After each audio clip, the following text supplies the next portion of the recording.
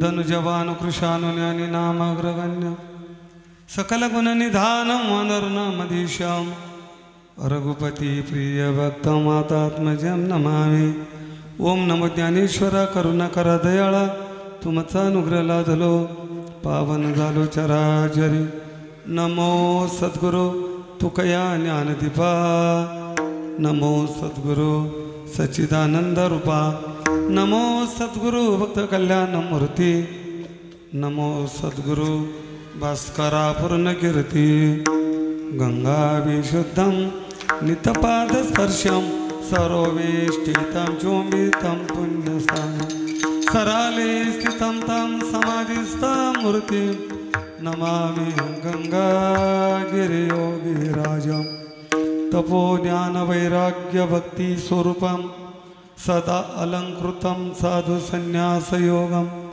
मुखियश्य वेदांत शास्त्रार्थ निधेम नमो नारायण गिरिजी ब्रह्मस्वरूपम दयांचे केल्या स्मरण होय सकळ विद्येचे अधिकरण तेच बंधू श्री चरण श्री गुरूंचे ते नमस्कारोनी आता काय माझी वाणी मानेल संतासी रंधव चित्ताशी अबोलिया मस्तक हे पायावरी यावर करी संतांच्या या देवी सर्वभूतेषु भक्तिरूपीन संस्थिताः नमस्तस्य नमस्तस्य नमस्तस्य नमो नमः धन्य धन्य निवृत्ती देवा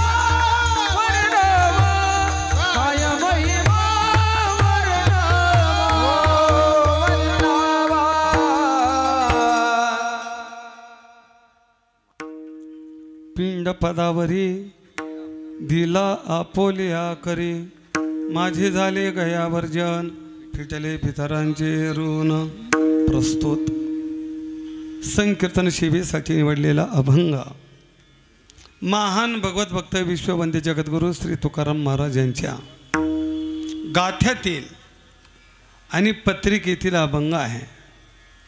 या अभंगावरती दिलेल्या संकल्पित वेळेत बोलण्यापूर्वी अल्पसा पर्यार्थ येण्याप्रमाणे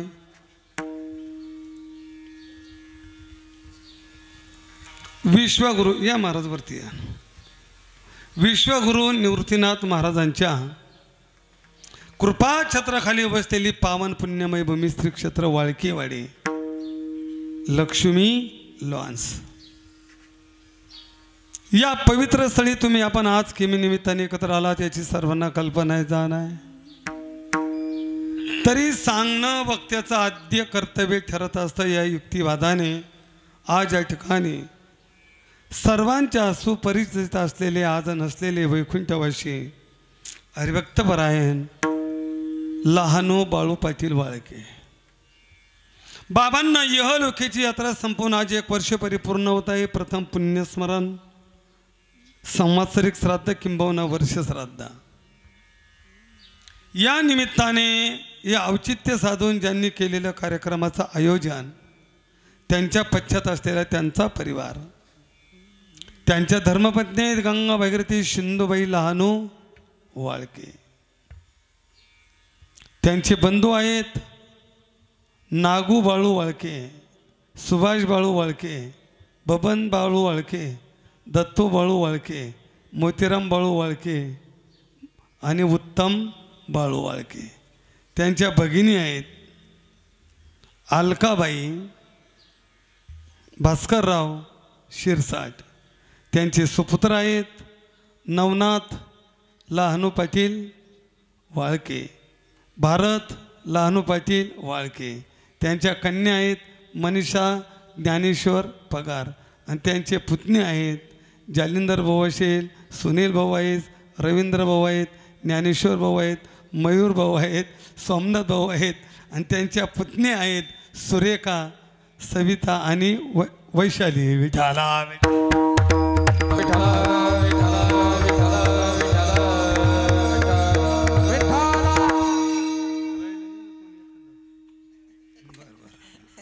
पत्रिका ज्यांच्या माध्यमातून दर्शनाचा योगाला आमचे परमार्थतील परमित्र हरिभक्तपरायण तात्या महाराज स्वतः ते मृदुंगाचार्य आहेत त्यांची उपस्थिती पण आहे त्यांना धन्यवाद।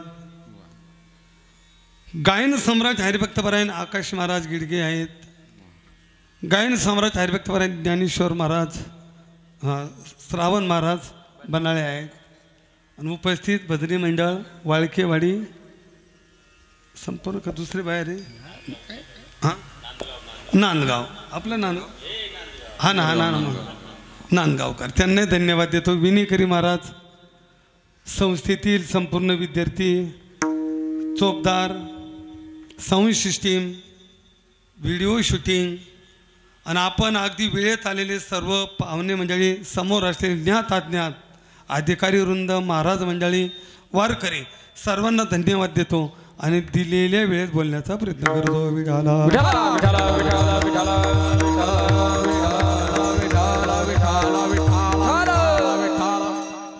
सज्जनो मानवी जीवनातील निश्चित घटना कोणती असेल तर तिचं नाव आहे मरण। जीवन जगत असताना आपल्या जीवनामध्ये सर्व अनिश्चित आहे पण मरण मात्र निश्चित आहे। इतर क्रिया कर्मकांड गोष्टीला माना न माना हा स्वतंत्र विषय आहे पण आस्तिक असावा नास्तिक असा त्याला मृत्यूचा स्वीकार करावा लागतो आणि मृत्यू हा मानावा लागतो।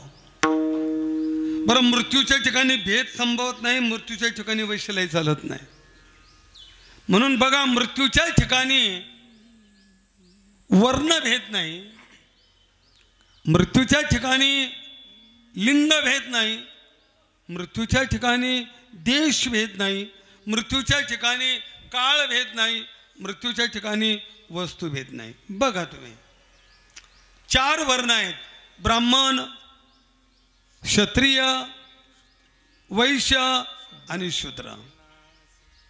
मृत्यू ब्राह्मणालाही आहे आणि मृत्यू क्षत्रियाला आहे मृत्यू शूद्राला आहे मरण वैशाल्य.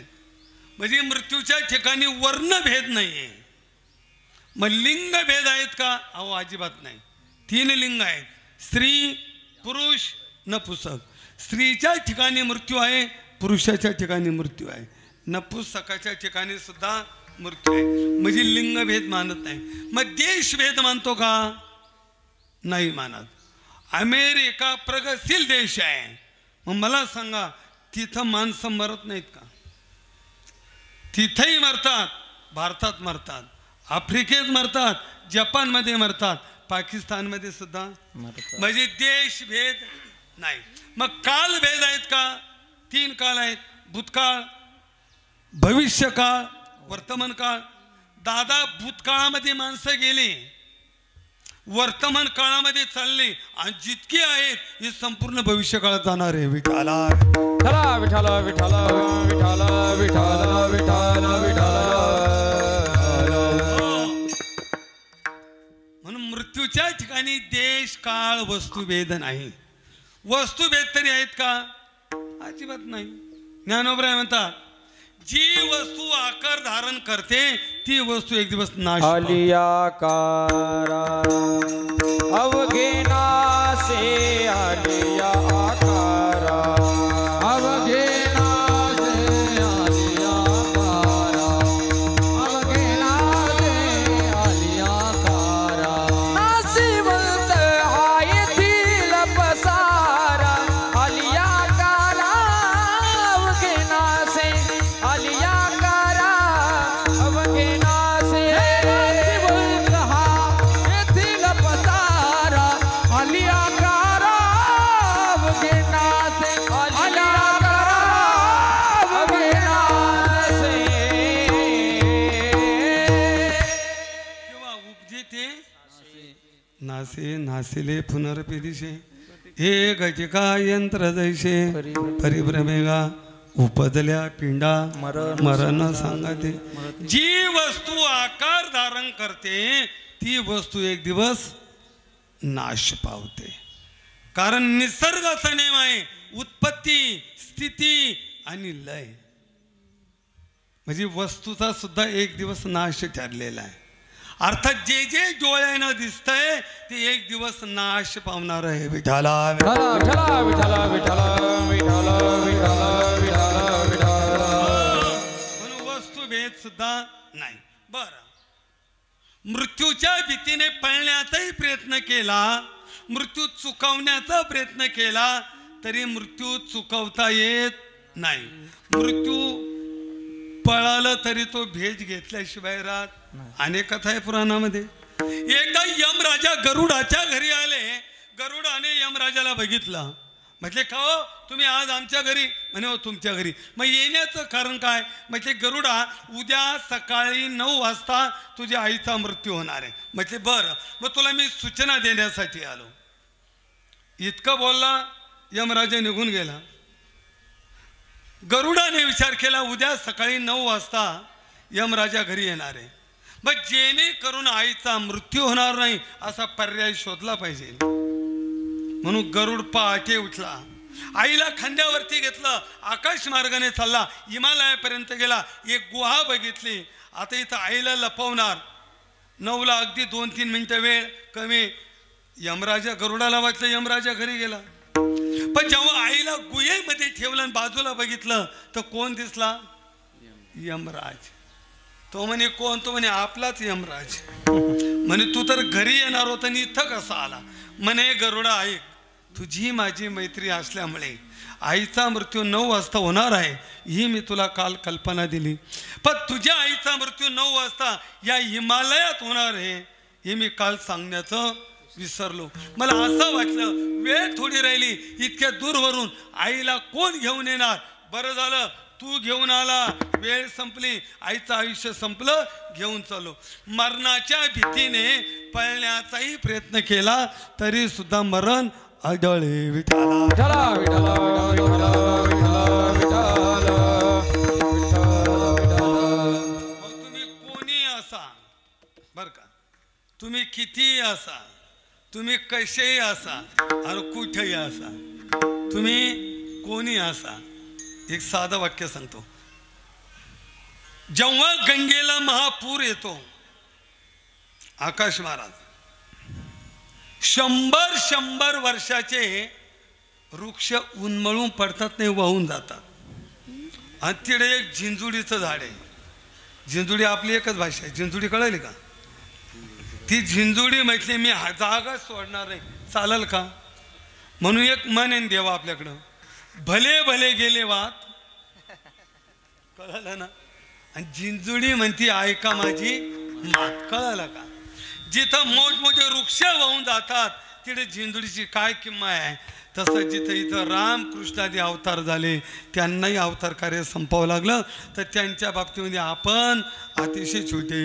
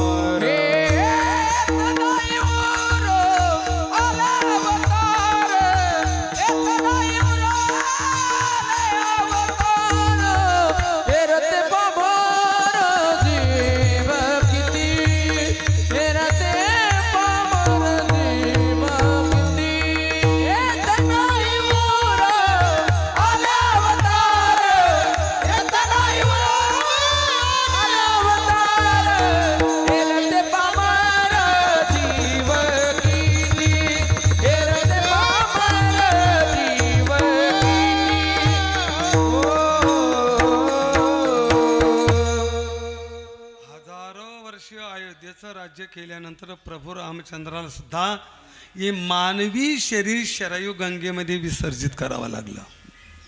भगवान परमात्मा 1000 वर्ष राहिले गोपाल कृष्ण, पण गत जन्माचा दुश्मन असलेला वाली त्याने भगवंताच्या त्या अवतारात जरा नावाचा व्याध बनला, उजव्या अंगठ्याला बाण लागला आणि भगवंतालाही निज धामाला जावं येथे उरो नाही आले अवतार, येर ते पामर जीव किती. मग इथं आएगा हो जाएगा राजा राम हो निया गेले रावर हो निया गेले रावर हो निया गेले रावर हो निया गेले उदंडाची झाले जन्मोनिया मेले हो निया गेले रावर हो निया गेले रावर उदंडाची झाले जन्मोनिया मेले हो निया गेले रावर हो निया गेले रावर रावर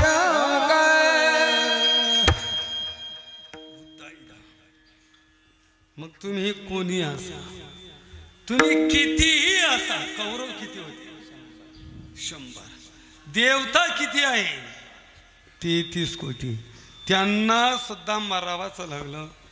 9 भीम मर गए 10 भी मर गए 10 88 9 भी मर गए 10 भी मर गए 88 हाँ 9 भी मर गए 10 भी मर गए 88 हाँ 9 भी मर गए 10 भी मर गए 88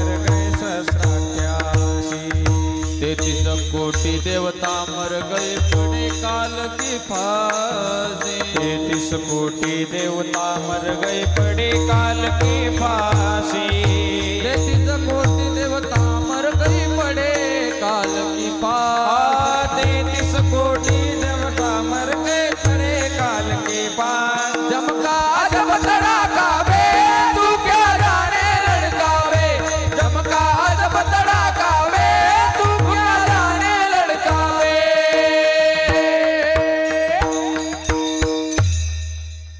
वाक्य संपवतो. तुम्ही कोणी असा, कसे असा, किती असा, एक दिवस मृत्यू देवतेचा स्वीकार करावा लागतो.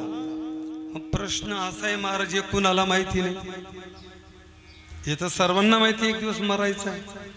बरं सगळे मरणार हे माहिती आहे. आज जर विचार केला 6 भाऊ आणि 1 बहिणीची पाठ गेली, पत्नीचं सौभाग्याचं लेणं गेला, लेकरांचा बाप गेला, दुःख आहे. मग मृत्यूनंतर काय क्रिया, काय श्राद्धादी कर्म, याची कारण तरी काय? आता शास्त्रामध्ये याची खूप कारण आहे, पण मी तुम्हाला 1-2 कारण वेळेमध्ये सांगण्याचा प्रयत्न करेन. मग मुलाचा धर्म काय? तो नुसता संपत्तीला वारस अजिबात नाही, तर पुत्र शब्दाची व्याख्या आहे जो पितरांना पू नावाच्या नरकातून तारतो त्याचं नाव आहे पुत्र. मग पुत्राचा धर्म काय? तर त्याने 3 क्रिया आहे, जल प्रदान, तिल प्रदान आणि पिंड प्रदान. या 3 क्रिया कोणी करायच्या आहे? मुलाने करायचं आहे. मग मुलाने अजून काय करायचं आहे तर ऐका, तर 16 संस्कार सांगितले, त्यापैकी 15 संस्कार हे आई वडील मुलांना देतात आणि आई वडिलांच्या मृत्यूनंतर 16वा संस्कार, शेवटचा संस्कार मुलगा करतो, त्याचं नाव आहे अंत्यसंस्कार. किंवा अजून मुलाचा धर्म तरी काय आहे? मुलाचा धर्म तरी काय? तर शास्त्राने 6 गुण सांगितले. किती गुण सांगितले? 6 गुण. ते कोणते ऐका.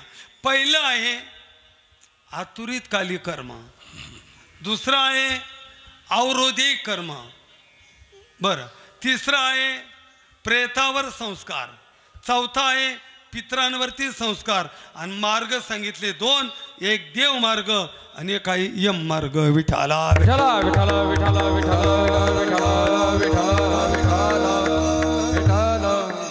हे 6 गुण मग मुलाने करायचे. मग पहिला कोणतं कर्म करायचं आहे? आतुरित काली कर्म. आतुरित काली कर्म म्हणजे काय? मृत्यूच्या अगोदर केलेलं कर्म, त्याला काय म्हणायचं? आतुरित काली कर्म. आणि हे कोणी करायचं आहे? हे मुलाने करायचं आहे. अर्थात मृत्यूची लक्षणं दिसू लागली का मुलाने सावध व्हायचं आहे. मग मृत्यूचे लक्षणं काय? तसे मृत्यूचे लक्षणं खूप अगोदर कळतात, ऐकून ठेवा. कानाजवळ केस सफेद झाला तरी मृत्यूच्या बेटी जवळ आली. सुरुवात इथून होती, इथून, म्हणून बेसावध राहायचं नाही. आता काही लक्षणं असे बघा, आंघोळ करताना छातीवरती कितीही पाणी टाकलं आणि छाती कोरडी राहिली, त्याने समजून घ्यायचं आयुष्य 1 वर्ष राहिलं. रात्री उत्तरेला ध्रुव तारा आहे, जर उत्तरेचा ध्रुव जवळच्या माणसाला दिसतोय आणि आपल्याला दिसत नाही, आयुष्य राहिलं 9 महिने. बोलताना कानाचे चापे हलू लागले, आयुष्य राहिलं 6 महिने. सकाळी झोपेतून उठल्यानंतर डोळे उघडतो, एका वस्तूच्या 2 वस्तू, हिरवे पिवळे लाल पट्टे दिसू लागले, आयुष्य राहिलं 3 महिने. दिवसा चांदण्या दिसल्या, आयुष्य राहिलं 1 महिना. एखाद्याला असं स्वप्न पडलं, आपली मुलं आपल्याला स्वप्नामध्ये तेलाने अंघोळ घालताय, आयुष्य राहिलं 15 दिवस. काळे कपडे घालून रेड्यावरती बसून कोणीतरी दक्षिण दिशेकडनं आपल्या घराकडे येतोय, आयुष्य राहिलं 12 दिवस. तिथून पुढे ज्ञानोबरायांचा अभंग बघा. ज्ञानोबराय म्हणतात, कानात बोटं घाला, 2 छिद्रे बंद करा, एक चिंचिन आवाज येतो, आणि याला अनुवाद ध्वनी म्हटलेला आहे.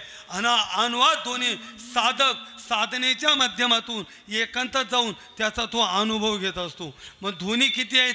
बरेच नाद ऐकायला येतात बरं का, ऐकून तेव्हा. एकांतातच गेलं ना, साधना करताना घंटानाद, घुंगरू नाद, तिथून विण्याचा नाद, बासरीचा नाद किंवा टाळाचा नाद, म्हणून आम्ही नाद ऐकायला येतात, त्याला अनुवाद ध्वनी म्हटलेला आहे.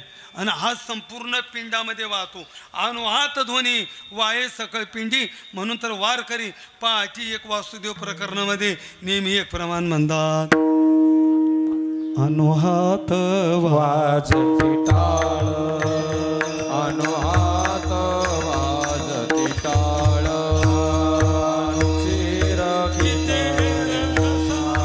रसाळ गीत रसाळ, अनुभव तन्मय सकळ, अनुभव तन्मय सकळ, नाम म्हणे केशव कृपण,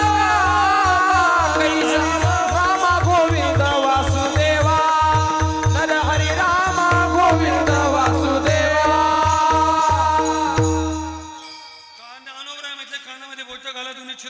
करा. जो ध्वनी ऐकायला तो बंद झाला की आयुष्य राहिलं 9 दिवस. कानी बोट घालिता नाद जे पाहावे न ऐकता जाणावे 9 दिवस. आपल्या भुवईचे केस बघा, आपल्याच भुवईचे केस आपल्याला दिसले नाही. आयुष्य राहिलं 7 दिवस. डोळा लावा, वरती बोट ठेवून दाबा, एक लाल गोलटिंब दिसतो, नाही दिसला आयुष्य राहिलं 5 दिवस. वरती श्वास चालू झाला आयुष्य राहिलं 2 दिवस. आणि ज्या दिवशी आपल्या नाकाचा शेंडा आपल्याला दिसणार नाही तो आपला मनातेचे देणे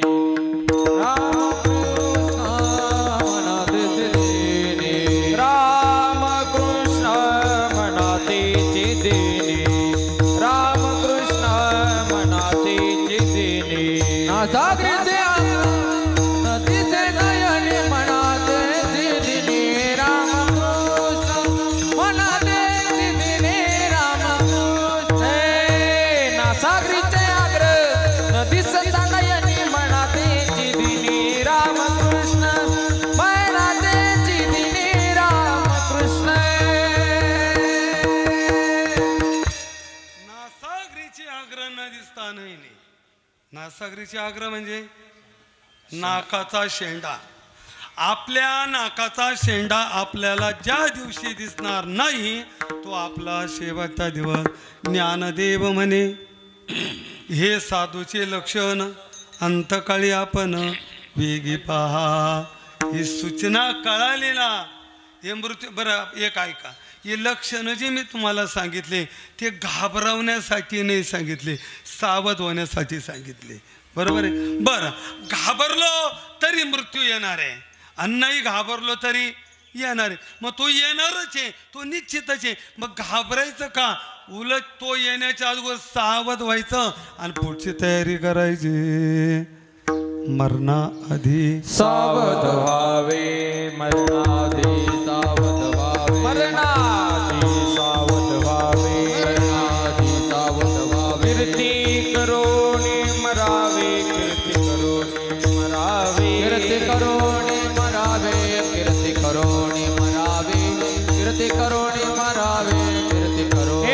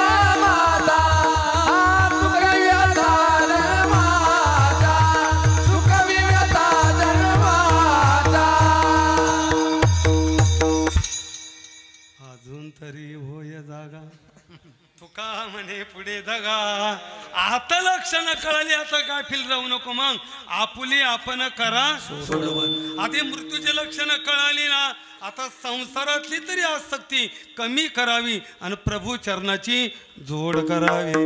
मग काय करावं हे लक्षणं जर कळाले ना तर शास्त्र म्हणतं पहिलं निर्वैर व्हावं. मरण्याच्या अगोदर वैर संपवायचं आहे. 2 मरण्याच्या अगोदर ऋण संपवा, कुणाच्याही रुपया कर्जात राहू नाही. 3 नंबर मरण्याच्या अगोदर पापाचं प्रायचित्त घ्यावं. पाप ठेवून माणसाने मरू नये, पाप घेऊन मरू नये. ऐका, ही लक्षणं कळाली मग जागावा.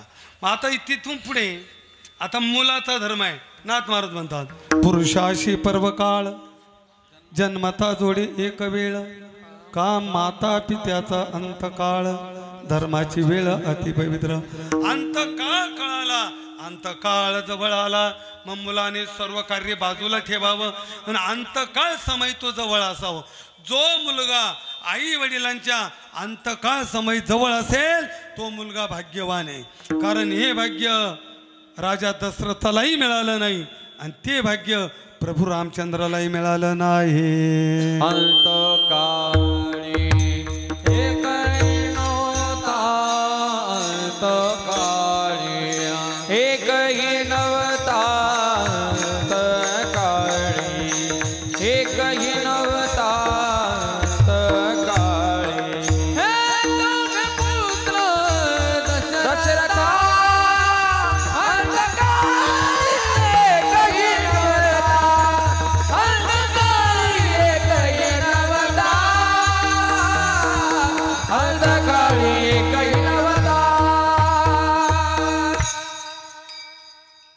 अंतकाळ समय त्याला विशेष पर्व आहे धर्माची वेळ आहे त्याने थांबावं मात्र तिळून पुढे आता आतुरीत कालित कर्मात येतं मरणाच्या गती आपल्या कर्मावर अवलंबून आहे आपण जसं कर्म केलं तशी गती ठरलेली आता शास्त्राने 4-5 गती सांगितल्या 1-2 सांगतो पहिली आहे क्रममुक्ती दुसरी आहे परमगती तिसरी आहे सद्गती चौथी आहे ऊर्ध्वगती पाचवी आहे अधोगती श्रीमद भागवत क्रममुक्ती सांगतो योगी योग बलाच्या सामर्थ्याने कुंडलनी जागी करून मूलचक्र भेदून 4 देहाचे बंध क्रमाक्रमानं तोडत या 10व्या दरवाजा वाटे तो स्वस्वरूपाला प्राप्त होतो त्याला क्रममुक्ती म्हटलेली आहे आता बाकी जाऊ द्या 2 एक ऊर्ध्वगती आणि एक अधोगती प्राण वरती जातो ती ऊर्ध्वगती आणि प्राण विरुद्ध दिशेने जातो ती अधोगती म्हणून प्राण नाकातून जातो प्राण कानातून जातो प्राण तोंडातून जातो प्राण डोळ्यातून जातो आणि ते लक्षणही अगोदर कळतात ज्याचा प्राण कानातून जाणार असेल त्याचे कानाचे चापे पडतात ज्याचा प्राण नाकातून जाणार असेल त्याच्या नाकाचा शेंडा वागतो ज्याचा प्राण डोळ्यातून जाणार असेल त्याची नजर ताट होते आणि ज्याचा प्राण तोंडातून जातो त्याचा उलटा स्वाद चालू होतो ही ऊर्ध्वगती पण पापी माणसाचा प्राण हा विरुद्ध दिशेने जातो पापी माणसाचा मरताने कोठा फुटतो पापी मनुष्य मरताने कप नावाचा वाद तयार होतो तो वाद बाहेर पडण्याचा प्रयत्न करतो पण सर्व पाप कंठात आल्यामुळे त्याचा वाद बाहेर जात नाही म्हणून त्याचा घसा वाचतो त्याला आपण गरगर गराडा म्हणतो ही झाली अधोगती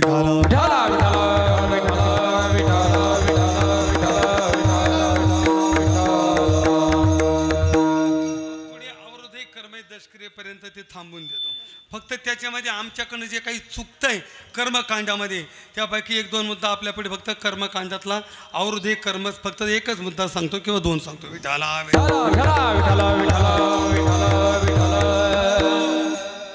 आरती करतात का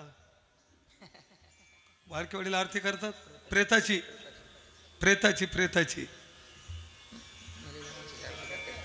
करत्या काही ठिकाणी नाही करत बरोबर ठीक आहे तसं प्रेताची आरती करू नये प्रेताची आरती होत नाही आणि आरती कराल तर दोष लागेल आता या विधीत दोष कसे लागतात कोणते लागतात कुठे लागतात 1-2 नका आरती केली तरी दोष लागतो का तर आरती मंगल आहे ज्यांच्या घरी घटना घडली त्या लोकांना 13 दिवस अमंगल आहेत 13 दिवस कुठलाही मंगल कार्य करण्याचा अधिकार नाही 13 दिवस गंध लावण्याचा अधिकार नाही 13 दिवस मूर्ती पूजा करण्याचा अधिकार नाही आणि 13 दिवस चूल पेटवण्याचा अधिकार नाही म्हणून याच्या आंघोळीचं पाणी सुद्धा अंगणात तापवतात घरात नाही 13 दिवस चूल पेटवायची नाही म्हणून शेजारी पाहुणे भावकी याला जेवणाचे डबे घेऊन येतात ऐका मग आरती मंगल आहे यांना अवस्था मंगल आहे जर आरती कराल तर दोष लागेल 1 आणि 2 नंबर अंतविधीला गेल्यानंतर ऐका अंतविधीला गेल्यानंतर जो पानाडे आगे आहे एक तर त्याच्या पुढे चालावं नाही तर प्रेताच्या मागे पानाडे आणि प्रेत 5 फुटाचं अंतर पाहिजे जादा नकोय बऱ्याच टायमाला असं घडतं पानाड्या रोडवर प्रेत घरीच राहत आणि मध्ये माणसं चालतात. कारण पुढं असलेला अग्नी आणि प्रेतातला अग्नी यांचं संक्रमण होतं. जे माणसं मध्ये चालतात त्यांना दोष लागतो. अंतविधीला गेल्यावर खरा नेम असा आहे, भजन केलं पाहिजे. काय केलं पाहिजे? भजन. भावगीत नाही. आणि तो गाडा तर अजिबात चालत नाही.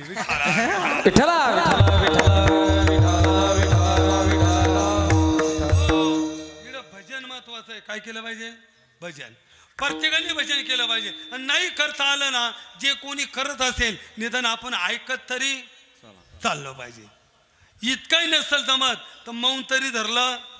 बरीच माणसं स्मशानभूमीत गेल्यानंतर राजकारणाच्या गोष्टी बोलतात, समाजकारणाच्या बोलतात, प्रपंचाच्या बोलतात. ती जागा वैराग्याची, त्यागाची भूमी. तिथं गेलो जीवनात वैराग्य निर्माण हो. तिकडे विनोद करू नये, मोठ्याने बोलू नये, हसू नये. कुणाच्या अंतविधीमध्ये जी माणसं असे वागतात त्यांना दोष लागतात. तू विठाला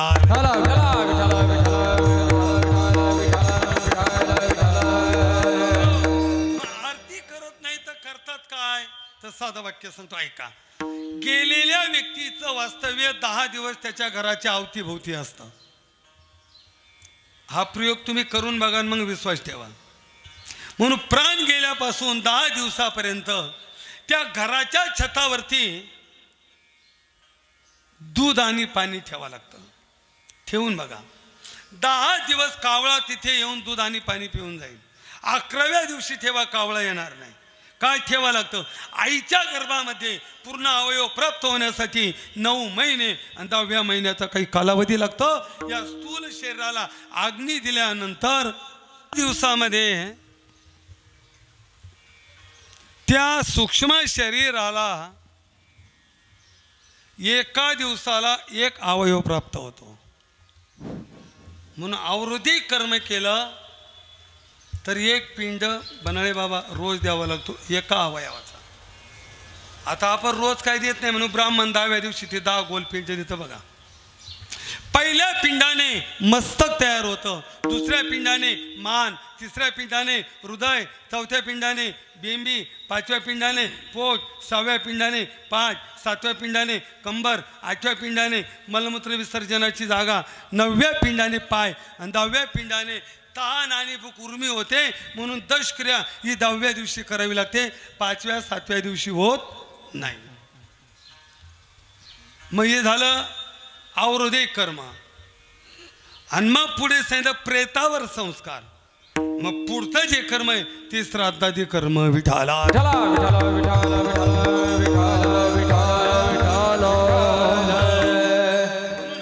आहे श्राद्ध. मग श्राद्ध म्हणजे काय? श्राद्ध शब्दाचा अर्थ काय? तर व्याकरणामध्ये श्रद्ध नावाचा धातू आहे आणि श्रद्ध नावाच्या धातूपासून ज्या शब्दाची निर्मिती होते त्याचं नाव आहे श्राद्ध.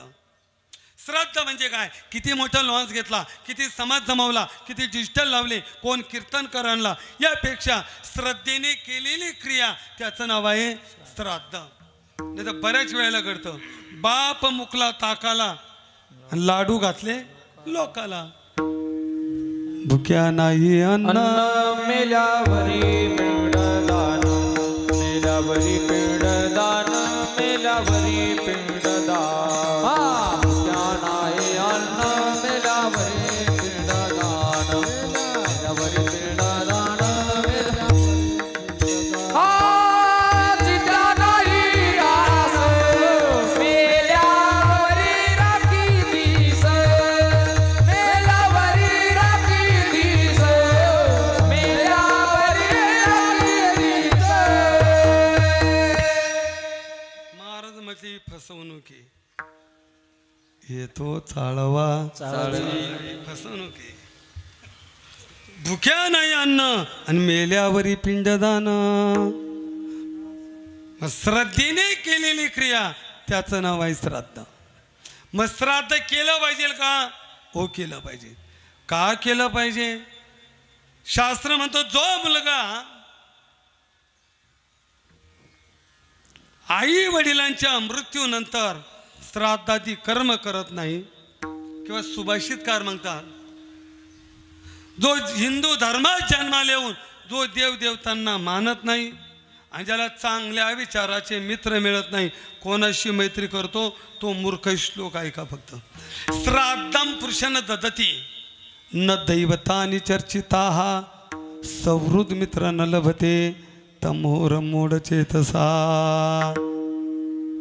किंवा तुम्ही पैशाने मोठी असाल, तुम्ही परिवाराने मोठे असाल, तुम्ही सत्तेमध्ये मोठे असाल, पण एक वाक्य ऐका, जातीपेक्षा आणि धर्मापेक्षा कोणी मोठा होत नाही. मग जो कोणता धर्माचा असो, ज्याच्या त्याच्या धर्मात जो जो जन्माला आला त्याने आपल्या आपल्या धर्माचं आचरण केलं पाहिजे. त्या त्या धर्मात जन्माला येणाऱ्या मुलासाठी ती आचारसंहिता आहे. जो मुलगा ज्या जातीमध्ये जन्माला येऊन जातीचा आचार मानत नसेल तर अशा मुलाचा या भूमीला त्याचा होय भूमी भार, त्याचा होय भूमी भार. हे जातीचा आचार, हे जातीचा आचार. झाला दावेदार, झाला दावेदार. भोगव्या भोर मित्रा, भोगव्या भोर मित्राची, भोगव्या भोर मित्राची, भोगव्या भोर मित्राची. त्याचा होय भूमिभार, नेने जातीचा आचार, झाला दावेदार, भोगविया घोर पितरांशी. म्हणून श्राद्धादी कर्म करावं लागतं. श्राद्ध का करावं? जोपर्यंत श्राद्ध होत नाही तोपर्यंत मुलगा माय पित्याच्या ऋणातून मुक्त होत नाही. एक मन सर्वांना माहिती, बाप दाखव नाही तर श्राद्ध घाल. तुझा बाप जिवंत आहे, श्राद्ध करण्याची गरज नाही. आणि बाप गेला असेल तर श्राद्ध करावाच लागेल. का श्राद्ध करावं लागतं? जोपर्यंत श्राद्ध होत नाही तोपर्यंत जीवाची प्रेत योनीतून सुट्टी होत नाही. मग तुम्ही म्हणाल मृत्यूनंतर प्रेत योनी असते का? त्यांच्या परिवाराला विचारा. लहानू पाटील परिवाराच्या 2-5 दिवसात कोणाच्या स्वप्नात आले होते का? आणि आले असेल ते विचारा. नंतर आले असेल तर शक्यतो जेवणच मागितलं असेल. विठाला विठाला विठाला विठाला विठाला विठाला विठाला. आजचा त्यांचा सेवाचा प्रवास आहे. म्हणून श्राद्ध करावं लागतं. आणि नाही श्राद्ध केलं तर स्वर्गात, कारण जसा स्वर्ग आहे तसा पितृलोक आहे. स्वर्गात किंवा पितृलोकात गेलेले पितर दात खातात आणि शाप देतात. वंशी दुराचारी पुत्र झाला, वंशी दुराचारी पुत्र झाला, वंशी दुराचारी पुत्र झाला, वंशी दुराचारी. करीती पितर वंशी दुराचारी पुत्र झाला, वंशी दुराचारी पुत्र झाला.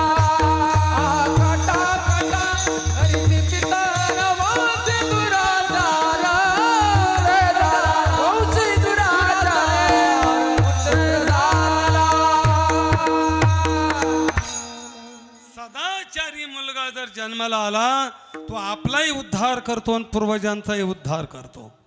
पण दुराचारी जर जन्माला आला आपणही अधोगतीला जातो आणि पूर्वजांनाही अधोगतीला पाठवतो. आणि मग ते दात खातात, शाप देतात, ते नाराज होतात.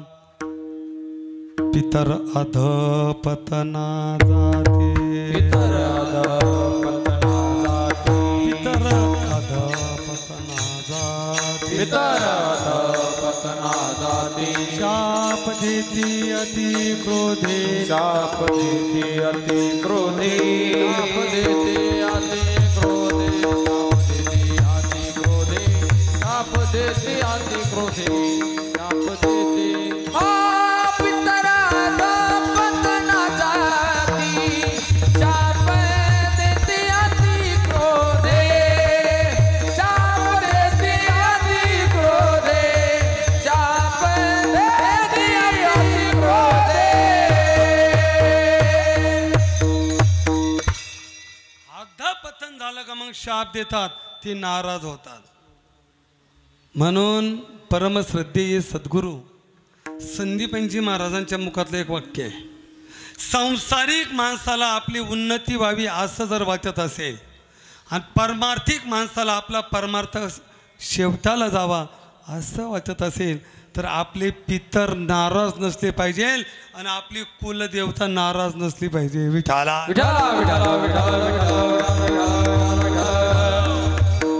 सांसारिक माणसाने लक्ष ठेवा. उन्नती व्हावी वाटते ना मग कुलदेवता प्रसन्न करा. उन्नती व्हावी वाटते ना मग पितर प्रसन्न असावा. कारण पितरांचाही अधिकार देवापेक्षा कमी नाही. विठाला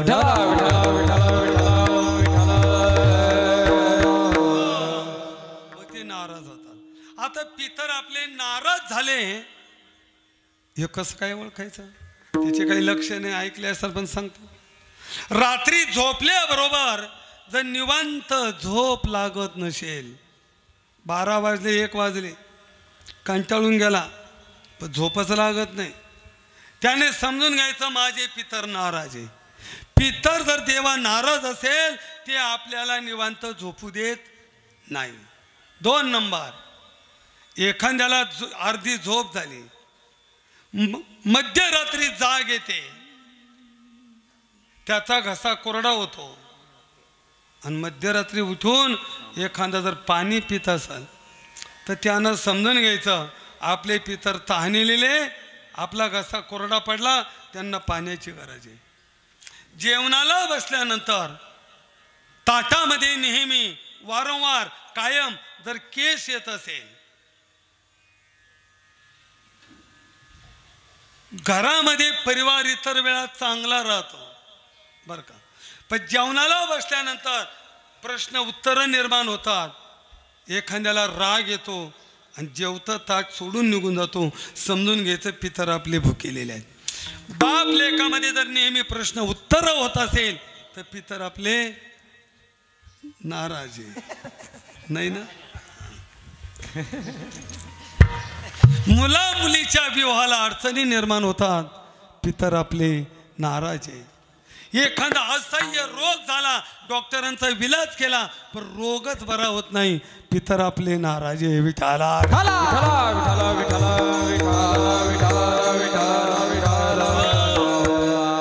ते नाराज झाले का मग शाप देतात.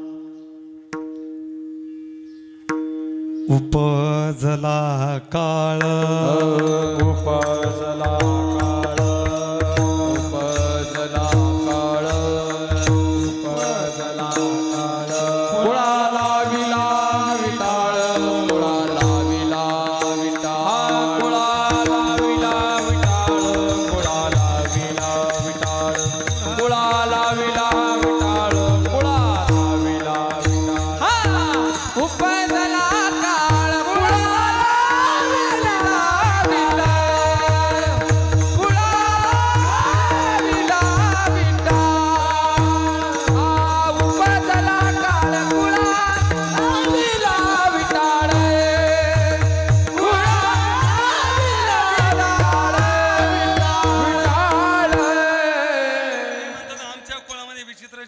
साधा श्राद्धादी कर्म करत नाही, पिंडदान करत नाही आणि मग ते शाप देतात.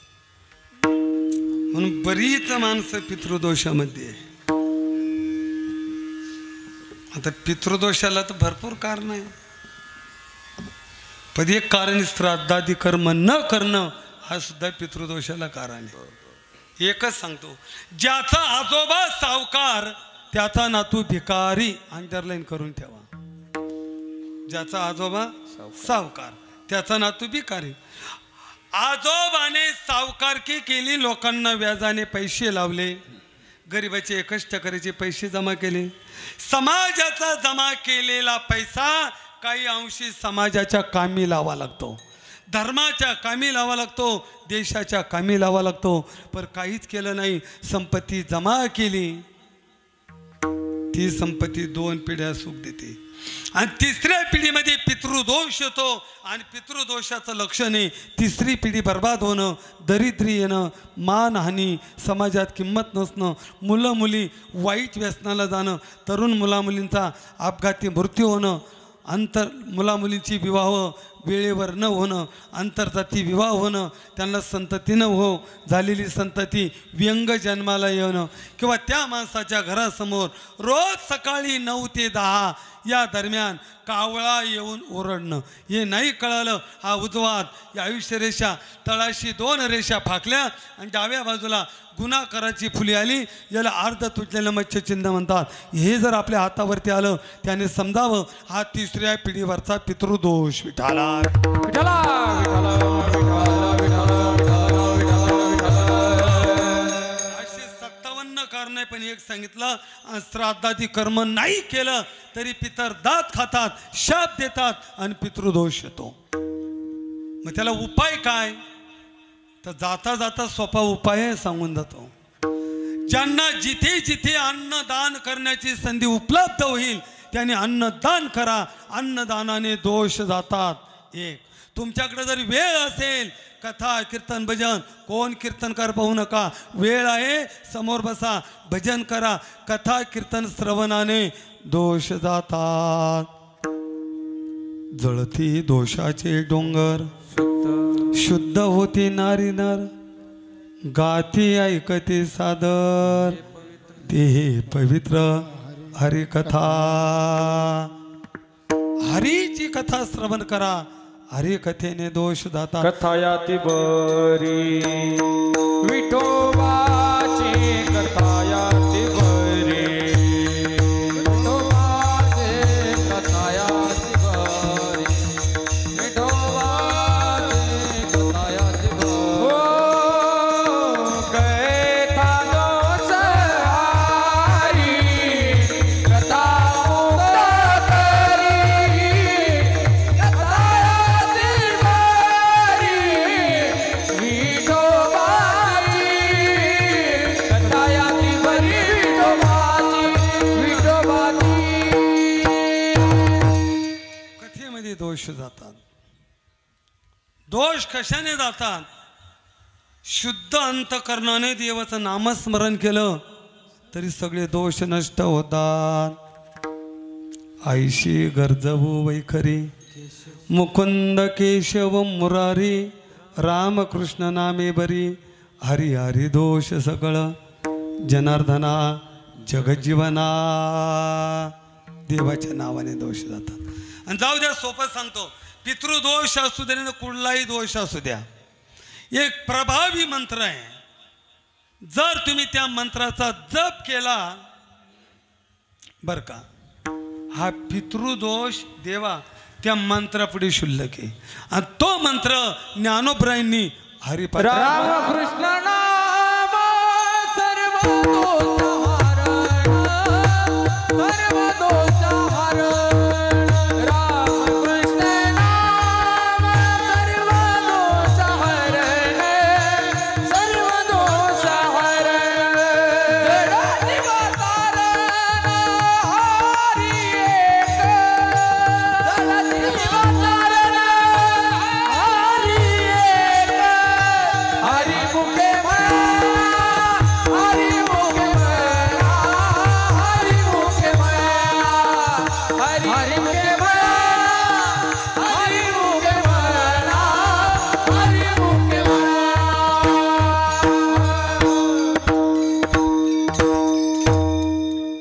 आजच्या कीर्तनातून एवढाचा मुद्दा जरी घेऊन गेले तरी भरपूर झालं.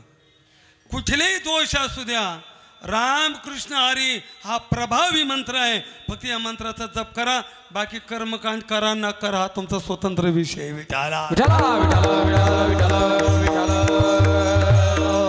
कोणी भेटलं तर रामकृष्ण हरी, फोन आला तरी रामकृष्ण हरी, हाय नाही पाठवायचा रामकृष्ण हरी, सहज भजन वेलन दोष जातील. विठाला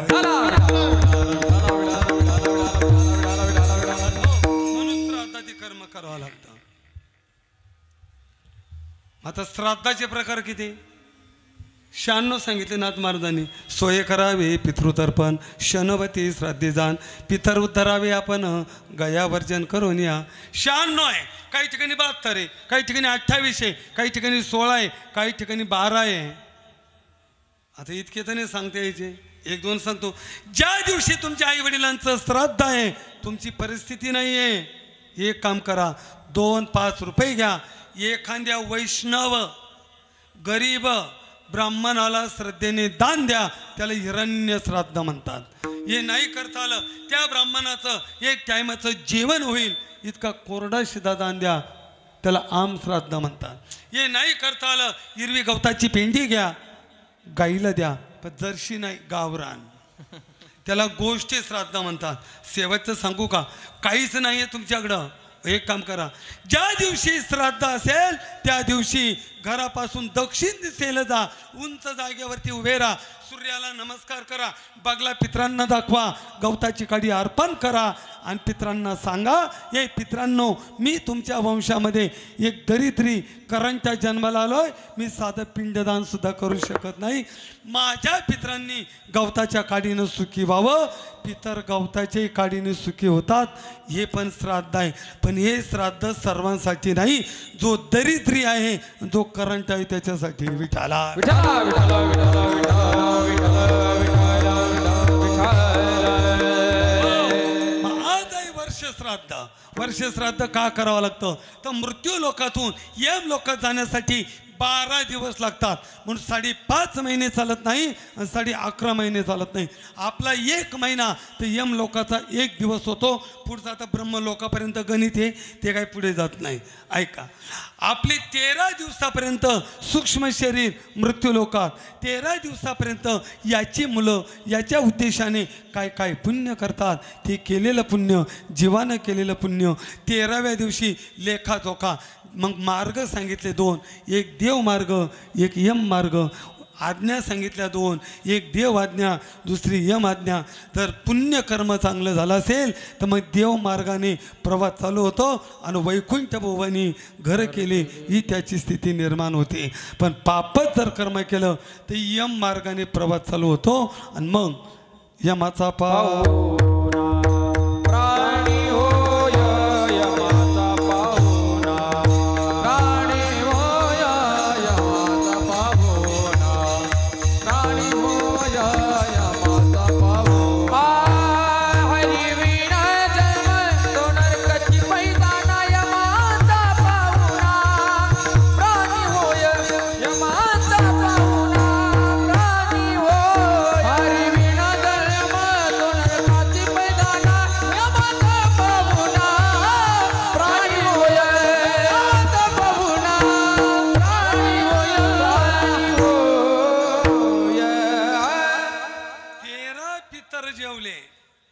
आपण त्यांना पितर म्हणतो बाबा, पण ते खरे पितर नाही, ते कोण आहे, श्रवण कुमार आहेत. हे ब्रह्मदेवाची मुलं आहे. 12 श्रवण कुमार आणि 13वा विष्णू यांचं जेवण झालं. 13 पिंड खाले, 1.5 फुटाचं प्रेतरूप शरीर, पाप कर्म केलं, ती यमाच्या स्वाधीन. प्रवास चालू होतो 13व्या दिवशी आणि पहिला मुक्काम होतो 17व्या दिवशी. दिवस झाले 30, मृत्यू लोकातला पहिला महिना. त्या प्रवासाला लागला का जीवाला भूक लागते आणि मग तो यमाला म्हणतो, अरे मला भूक लागली, काहीतरी खाण्यासाठी दे. यम म्हणतो, थांब, तुझं रेकॉर्ड बघू दे मला. तू कधी अन्नदान केलंय का? नुसत्या लोकांच्याच पंक्ती जोडल्या का? तू अन्नदान केलेलं नाहीये, तू केलं नाही अन्नदान, मग तुला आता मिळणार नाही. पुढे गेल्यावर यमराजा म्हणतो, का रे तू हिंदू म्हणून गेला होता, मग एकादशी केली होती का? बाकी व्रत करा नका करा हा तुमचा श्रद्धेचा विषय, पण एकादशी 15 दिवसांनी ते राजा केलीच पाहिजे. जर नाही केली एकादशी तर मृत्यू नंतरचा जो प्रवास आहे तेव्हा यम मात्र विचारल्याशिवाय काय जाब देशी यमदूता, काय जाब देशी यमदूता, काय जाब देशी यमदूता, काय जाब देशी. तुका म्हणे सुकुमार झालासी, काय जाब देशी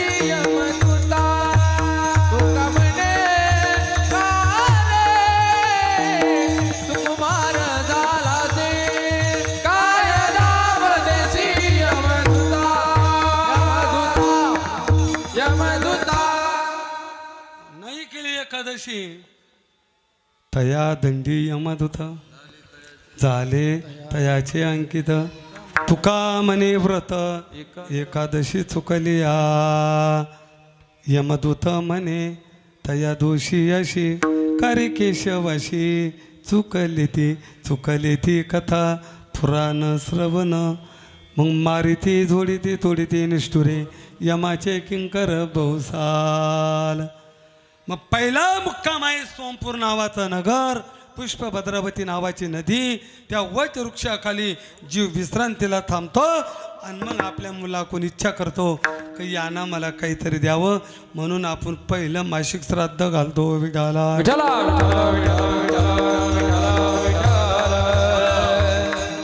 शंका आहे, इथं केलेलं श्राद्ध पिंडदान त्याला कसं काय मिळतं? अगदी आजच्या भाषेत सांगतो, जसं तुम्ही आता इथं बसलेला तुमचा मित्र दिल्लीला आहे, त्याने कॉल केला, मित्रा पैसे संपले, मला पैशाची गरज आहे. तुम्ही बँकेत गेले नाही, तुम्ही पॉकेट काढलं नाही, गाडीची डिक्की खोलली नाही, तुम्ही फक्त काढला मोबाईल आणि मोबाईलवरून फोनपेवरती 6 सेकंदात इथून पैसे दिल्लीला गेले की नाही? गेले. दिसले का? नाही, पण पैसे मात्र मिळाले. ऐका, यंत्राच्या साह्यानं इथं दिलेलं जर दिल्लीला मिळतं, श्रद्धेने मंत्राच्या साह्यानं इथं दिलेलं त्याला काय मिळू नये विठाला.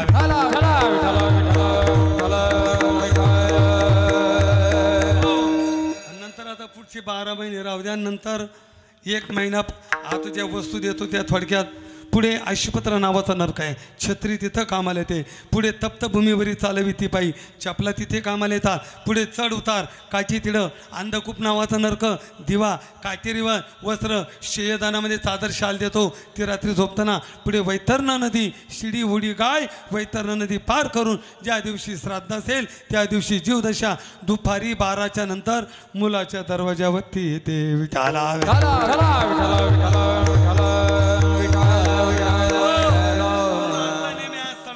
रांगोळी घालू नये, हसू नये, रडू नये, विनोदाची गोष्ट करू नये, महिला मंडळीने विणीला गजरा लावू नये, रागात बोलू नये, क्रोधाने बोलू नये, कुणाचा सन्मान करू नये, कुणाचा सन्मान स्वीकारू नये.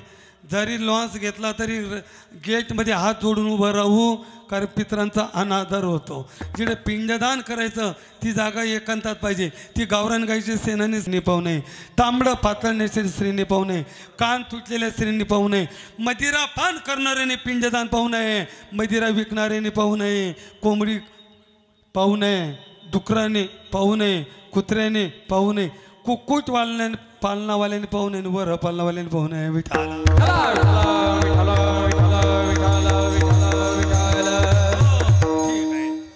आता श्राद्धाला प्रारंभ कुठून झाला तर तुम्हाला आता वरह पुराणामध्ये जावं लागेल. भगवान परमात्म्याने वर अवतार घेऊन पृथ्वी जेव्हा वरती आणली तेव्हा अन्य कर्म करण्याची वेळ आली, म्हणून त्यांनी आपल्या दाढीतून 3 पिंड काढले. त्यालाच आपण मातृत्रय आणि पितृत्रय म्हणतात. मग दक्षिणेला तोंड केलं का तर भारताच्या दक्षिण टोकाला यम लोक आहे आणि उत्तर टोकाला स्वर्ग आहे. दक्षिण दिशेचा अधिपती हा यम आहे आणि यम आपला पहिला पूर्वज आहे. आता हे पिंड खाली कशी ठेवावं म्हणून वरदेवाने आपल्या अंगाचे रोम उपटले, त्याचे दर्भ निर्माण झाले, वरदेवाला घाम आला, त्याची तीळ तयार झाली, ती काळी तीळ आणि सफेद तीळ. मग पहिलं पिंडदान केलं ते वरदेवाने, दुसरं श्राद्ध केलं ते मनू महाराजांनी, तिसरं श्राद्ध केलं ते निमी राजाने स्वतःच्या मुलाचं श्राद्ध केलेलं आहे. आणि अलीकडे जर तुम्ही आलात तर पितामह भीष्माचार्यांनी शंतनूचं श्राद्ध केलेलं आहे. कर्णाचं श्राद्ध धर्मराजाने केलेलं आहे, पंडूराजाचं श्राद्ध धर्मराजाने केलेलं आहे. ही परंपरा आजकालची नाही आणि कोणी बगलातून काढलेली नाही. राजा दशरथाचं श्राद्ध सीतामाईने केलेलं आहे आणि जटायूचं श्राद्ध प्रभू रामचंद्राने केलं आहे विठाला.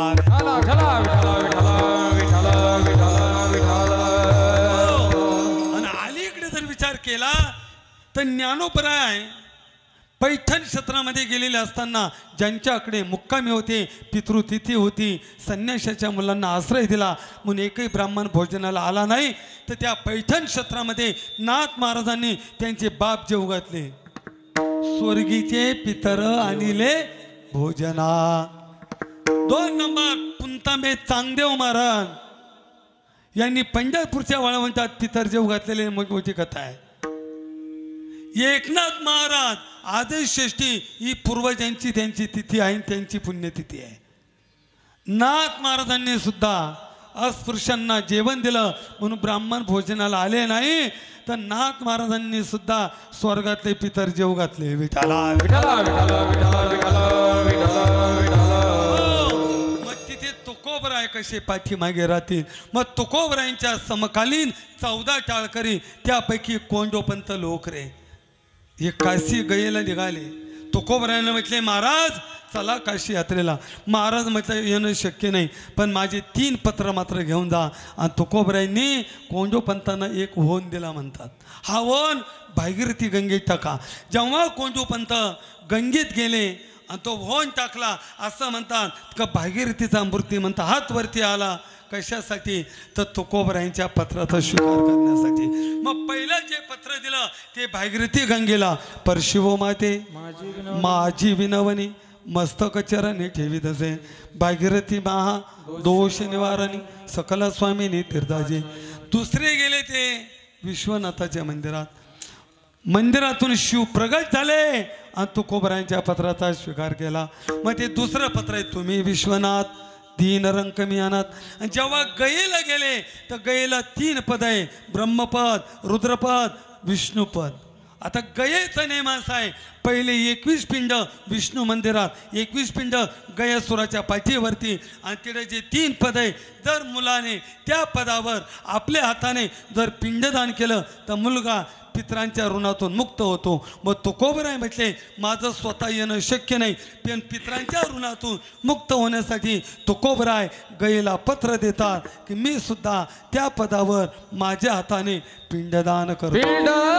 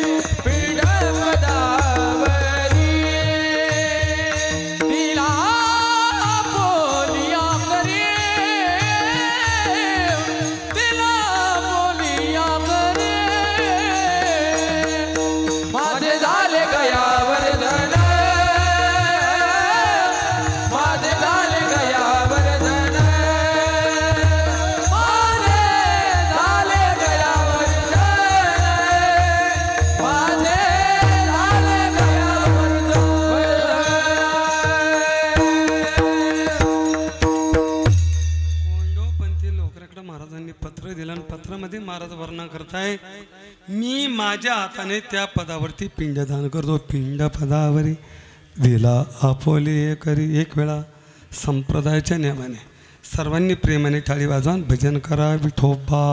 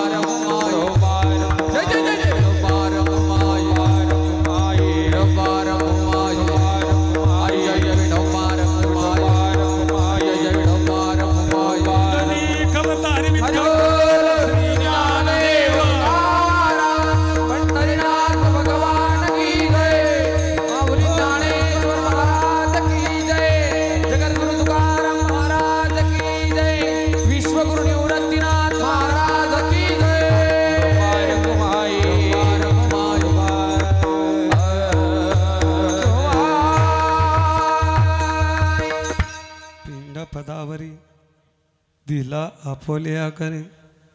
थोडी प्रारंभी 1 मिनिटाची शंका आहे.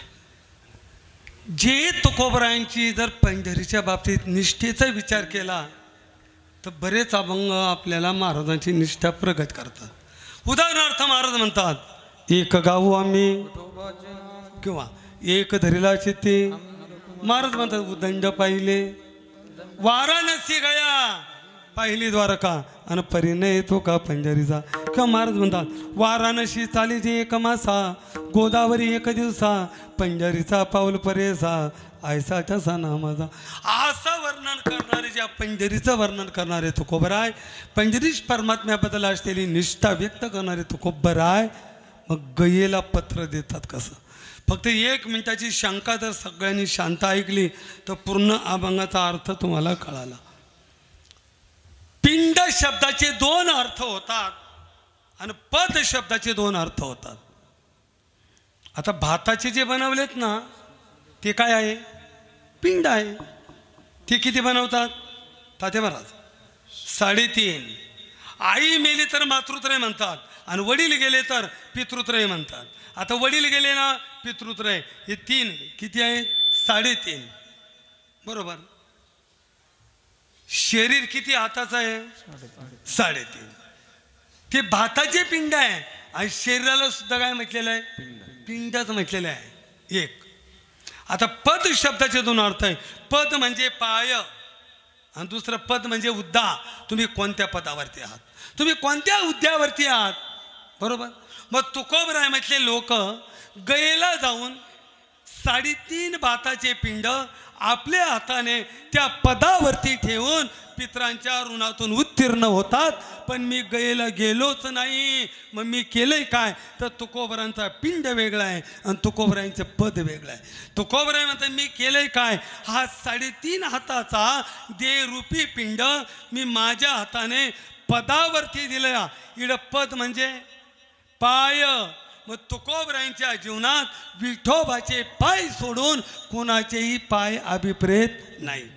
मग तुकोबरायांनी विठोबाच्याच पायावरती 3.5 हाताचा देहरूपी पिंड अर्पण काय केला? तर 1 प्रमाण ऐकलं का पूर्ण कोडच कळून जातो महाराज.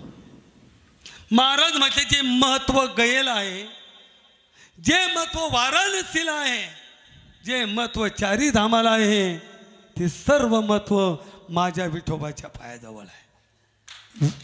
विष्णुपद गया महाराज म्हणतात विष्णुपद गया रामधाम काशी अवघे पाया पाशी. विठोबाच्या अवघे पाया पाशी. विठोबाच्या अवघे पाया पाशी. विठोबाच्या अवघे पाया पाशी.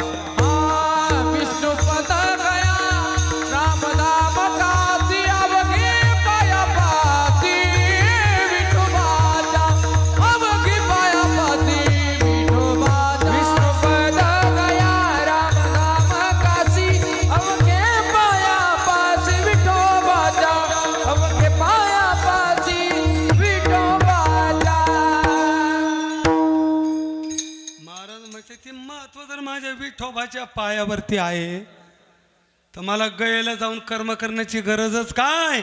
माझं इथंच गयावर्जन झालं आणि पितरांच्या ऋणातून उत्तीर्ण झालो.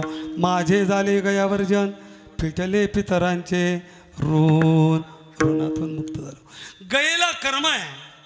उभे राहा, सूर्याला नमस्कार करा, बगला पितरांना दाखवा, जानवं डाव्या खांद्यावरती घ्या, उजव्या खांद्यावरती घ्या.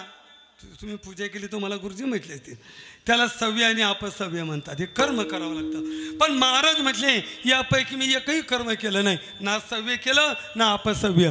मग कोणतं कर्म केलं? मी एकच अकर्म केलं. हर आणि हरी यांचं फक्त नामस्मरण केलं. केले कर्मांतर बोंब मारले हरी. आणि त्यानं झालंय काय? तर माझ्या डोक्यावर पितृऋणाचा जो भार होता, जे ओझं होतं त्यातून मी मुक्त झालो. तुका म्हणे माझे भार उतरले ओझे, माझे झाले गयावर्जन फिटले पितरांचे ऋण. ज्ञानेश्वर माऊली नाराज माऊली तुकाराम. ज्ञानेश्वर माऊली नाराज माऊली. ज्ञानेश्वर माऊली नाराज माऊली तुकाराम. पदावरी दिला पोल्या करे माझे झाले गयावर जान फिटले पितरांचे रोन संकल्पित वेळ संपली आज या ठिकाणी वैकुंठवाशी हरिभक्तपरायण लहानू बाळू पाटील वाळके यांचं प्रथम पुण्यस्मरण त्यांचे असलेले दोन्ही सुपुत्र सन्माननीय नवनाथ भाऊ असे भारत भाऊ आहेत त्यांच्या धर्मपत्नी आहेत बंधू भगिनी आता वाचले नावं काय डबल वाचत का सांगू परत हां ऐका अर्थात सुंदर असं आयोजन नियोजन केलेलं आहे त्यासाठी लाभलेली सर्व उत्कृष्ट सत्संगत समस्त ग्रामस्थ भजनी मंडळ साऊंड सिस्टीम सोशल मीडिया आणि आपली लाभलेली सर्वांची उपस्थिती त्यामुळे वाढलेली या कार्यक्रमाची भव्यता सर्वांना धन्यवाद देतो आज जे पितृदुःख 1 वर्षापासून या परिवाराला झालं ते दुःख सावरण्याची शक्ती प्रभू या परिवाराला देवो आणि या दोन्ही मुलांनी पितृऋणातून उत्तीर्ण होण्यासाठी जे कर्म केलं जे पुण्य झालं ते जीवात्म्याला पुढच्या प्रवासाला कामी येवो अशी सदिच्छा व्यक्त करतो आणि झालेली सेवा विश्वगुरू निवृत्तीनाथ महाराज सद्गुरू गंगागिरीजी महाराज सद्गुरू नारायणगिरीजी महाराजांच्या चरणी समर्पित करून सेवेला पूर्णविराम करविले तैशी केली गजगज वाकडे की नीट देव जाणे तुका म्हणे माझे तुका म्हणे माझे तुका म्हणे माझे तुका म्हणे माझे तुका म्हणे माझे तुका म्हणे माझे